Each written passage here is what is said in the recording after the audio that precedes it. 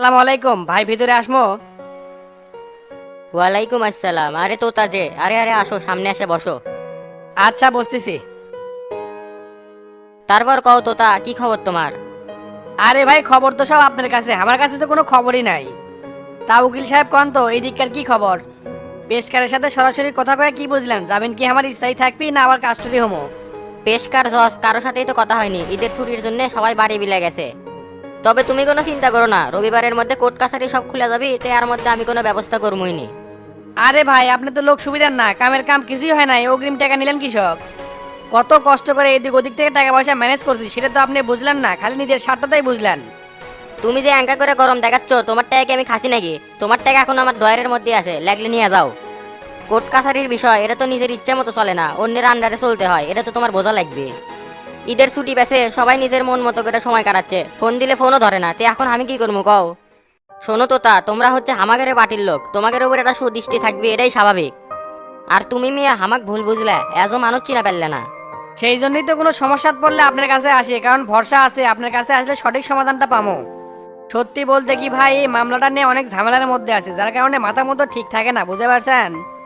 গতকাল কেন্দ্র থেকে ফোন দিছিল, 2-1 দিনের মধ্যে কমিটি দিবে। এই সময় যদি আমি নিট অ্যান্ড ক্লিন না থাকতে পারি, তাহলে তো সব আশা আকাঙ্ক্ষা ধূলিসাৎ হয়ে যাবে। দীর্ঘদিন ধরে রাজনীতি করি, বড় কোনো পোস্টে যাওয়া পারি নাই, এবার একটা সুযোগ আছে, এই সুযোগ যদি কাজে লাগাবার না পারি, তাহলে তো আমি আর দাঁড়াতে পারবো না। তাই রবিবার দিন কি হয় না হয় আমাকে জানায়েন, দরকার হলে আমিও রবিবার দিন করে থাকবো। রবিবারে অত চাপ নাই, সোমবারের দিন তোমার হাজিরা আছে, ওই দিন তোমার থাকাই লাগবে। আর এর মধ্যে আমি সবকিছু সেটিং করে রাখবনি, তুমি খালি হাজিরা দিয়ে চলে আসো, তোমার কোনো সমস্যা হবে না। আর তার মধ্যে তুমি হচ্ছে জেলা ক্যান্ডিডেট, তোমাকে যদি আমি সুযোগ সুবিধা না দিয়ে পারি, তাহলে এটা তো আমার ব্যর্থতা। তে তোতা শোনো, আল্লাহ যদি তোমাকে সম্মান দেয়, তাহলে আমার প্রতি আনা সুদৃষ্টি দিও। সামনে হামাগারে নির্বাচন, আমি চাই বগুড়া বারের সভাপতি হমু। আরে ভাই, আপনি তো আমার বিপদের সঙ্গী, আল্লাহ যদি ওই চেয়ারে বসায়, এই কথা কি আপনার কোয়া লাগবে? এই 7 সকালে আপনি কথা দিলাম, যান, আপনার জন্য আমি সর্বোচ্চ চেষ্টা করবো। ধন্যবাদ, তোমার কথাটা শুনে খুবই ভালো লাগলো। তে তোতা মিয়া চা কফি কিছু খাবে নাকি? না না, এই সময় চা কফি খাওয়ার সময় নাই, হাবিব ভাই ফোন দিয়েছে, ওখানে যাওয়া লাগবে। আচ্ছা যাও তাহলে, যা কথা হওয়ার পরে হবিনি।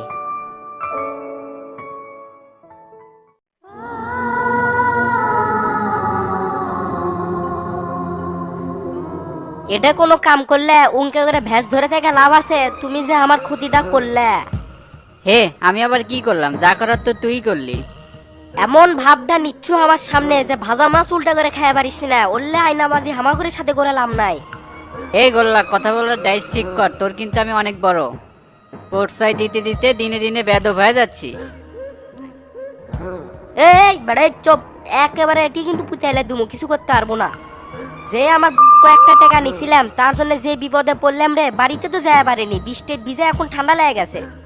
বাচ্চুরে, তুই যেটা কি করলু আমার সাথে, তুই তো জানিসই আমার মাথা গরম হলে কি হয়ে যায়।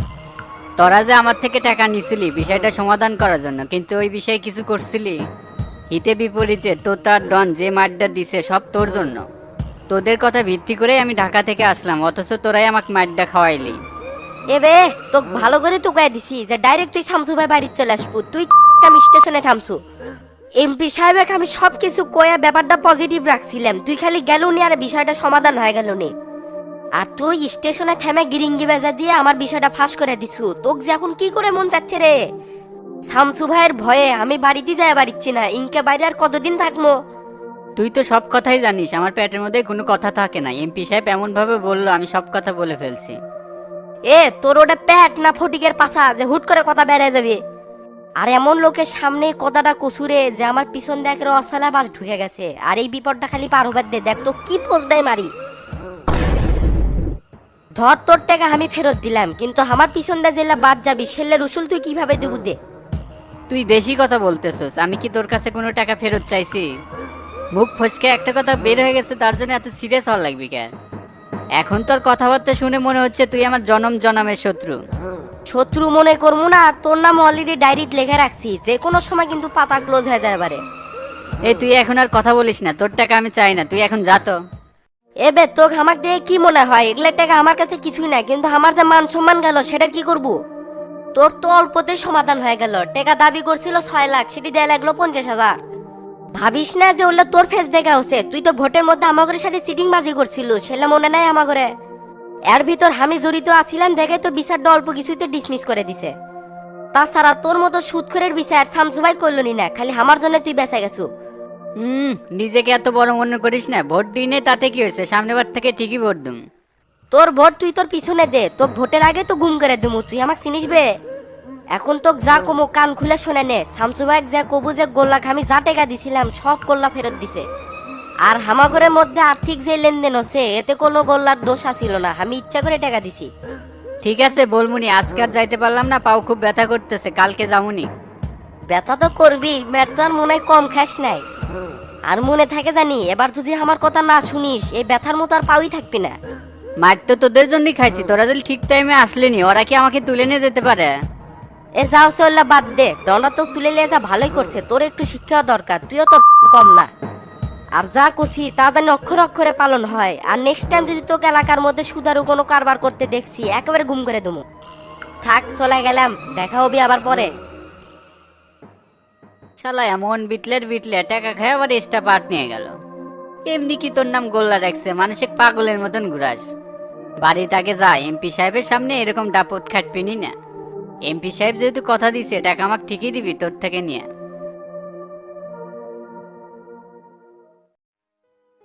সবকিছু তো শুনলেন, তা ভাই আপনি কোন তো কি করা যায়? কি আর কমু ক, এইভাবে চুপচাপ তো বসে থাকা যায় না, অ্যাকশন তো একটা লোহাই লাগে। দেখতেছি শালার বেটা দিন দিন মাথার উপর উঠে যাচ্ছে। পোস্টে না থাকলে আজকাল মানুষজন বেশি দাম দিবার চায় না।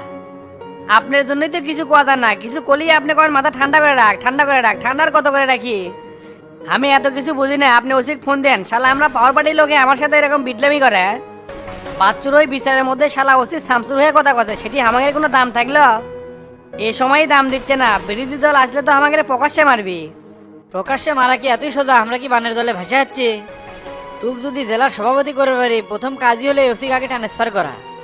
প্রশাসন যখন আমাদের হাতে থাকবি তখন সব কাজ আমাদের জন্য সহজ হয়ে যাবে। এই জন্যই কই সম্মেলন পর্যন্ত মাথাটা ঠান্ডা রাখা রাখবি আর বুঝে শুনে পা ফেলার লাগবি। পুলিশের সাথে কোনো ঝামেলা করা দেবি না, ওই শালারা মারাত্মক আছে, হুট করে একটা কেসে ফেসে দিবার পারে। এমনি একটা কাটা তোর গোলাত বেজা আছে, এটাই ছাড়াবার পারতেছি না। কথা আপনি ঠিক আছেন, শালাক যদি ট্রান্সফার করে দেওয়া হয় তাহলে আমাদের সুবিধা হয়। আর যদি অনুমতি দেন চ্যাংরা প্যাংরা নিয়ে যায়, সুযোগ বুঝে একবারে উপরে ভেসে লাগে দেই। এই তো নির্বোধের মধ্যে একটা কথাগুলো আগেই কছি যে পুলিশের সাথে কোনো ঝামেলা করা দেবি না, সবকিছু কৌশলে করা লাগবে। আর ওসি স্যারের সাথে আমি কথা করছি যে আপনার এমন বিচার করা মোটেও ঠিক হয় নাই। আর তুই একটা কাম করিস, বিকেলে 1-1.5 লোক আনিস, জেলা সম্মেলন উপলক্ষে একটা মিছিল দেবো।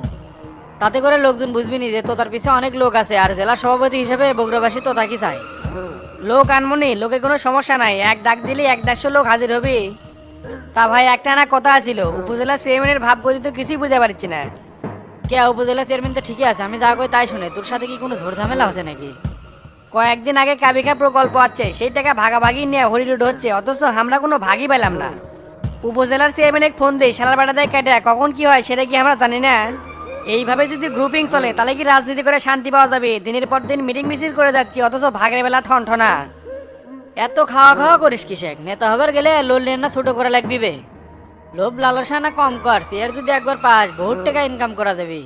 সামনে সরকারি পক্ষ থেকে গরিব মানুষে 300টা ঘর করে দিবি, তুই যদি জেলা সভাপতি হোস তাহলে 100টা ভাগে তুই পাবো।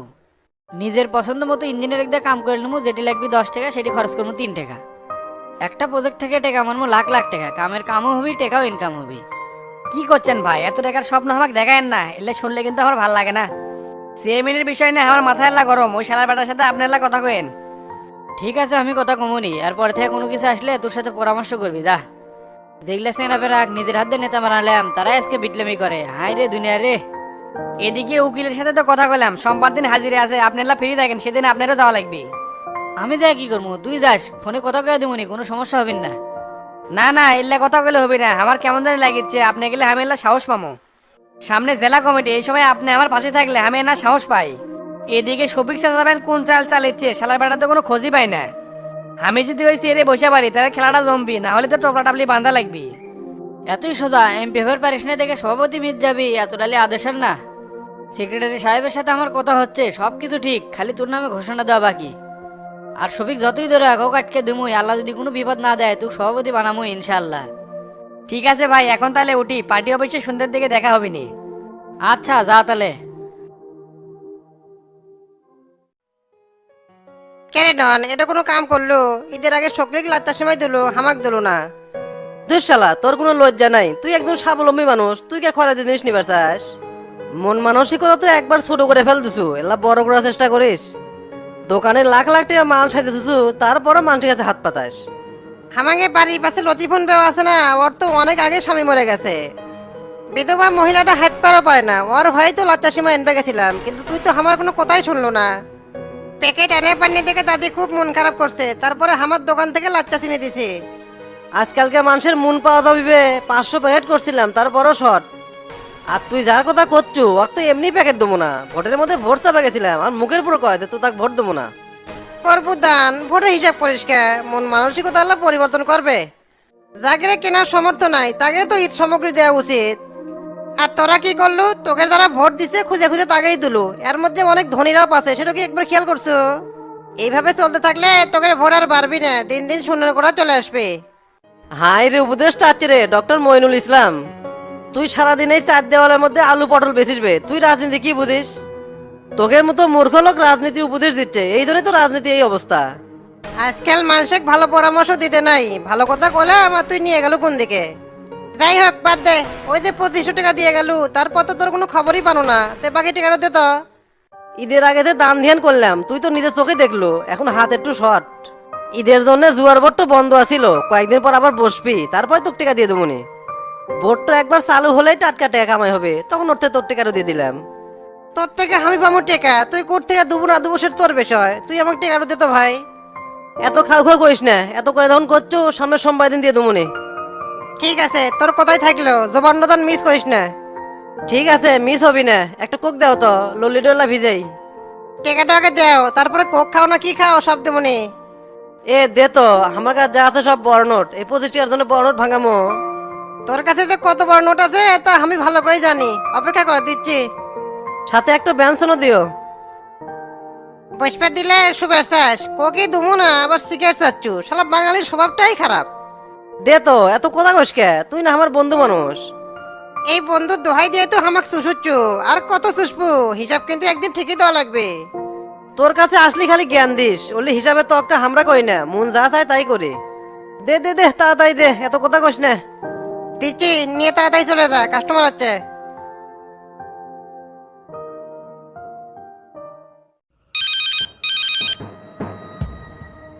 হেরে কান্না সারছে, শামসু ভাই না ফোন দিছে। ফোন কি ধরমু নাকি ধরমু না, আল্লাহ কি যে করবো কিছু তো বুঝিচ্ছি না। বাড়িতে গেলে শামসু ভাই আমাকে সিরিয়ালে দিবি, শালার বেড়া বাচ্চুরে তুই আমার কি অকামটাই করে দিছু। আজ আমার এই বিপদে ফটিকও নাই, ওই নাকি ভয়তে নানি বাড়িতে পলাছে। কেরে নানি বাড়িতে যাবো, যা হামাকে লিয়া যা, কয়টা দিন আলা থেকে বেলাম নি, আমি এখন এটি একা কি করবো? হাই রে, এই দিয়া 5 বার কল হয়ে গেল, এবার ধরি, তাছাড়া আরেক বিপদে পড়মনি। এ গলে তুই কতবার ফোন দিচ্ছি, ফোন রিসিভ করিস না কে? ইদানিং খুব সেনা হয়ে গেছো না, আমারই ফোন ধরার সময় নাই। আরে ভাই কি যে কোন, আমার ফোন সাইলেন্ট আছিল তো বুঝতে পারিনি, তে কোনো কাজ আছে নাকি? কোনো কাম নাই, দরকার আছে তোর সাথে, তাড়াতাড়ি বাড়ি চলে আয়। আচ্ছা ভাই আসিচ্ছি, 5 মিনিট লাগবে।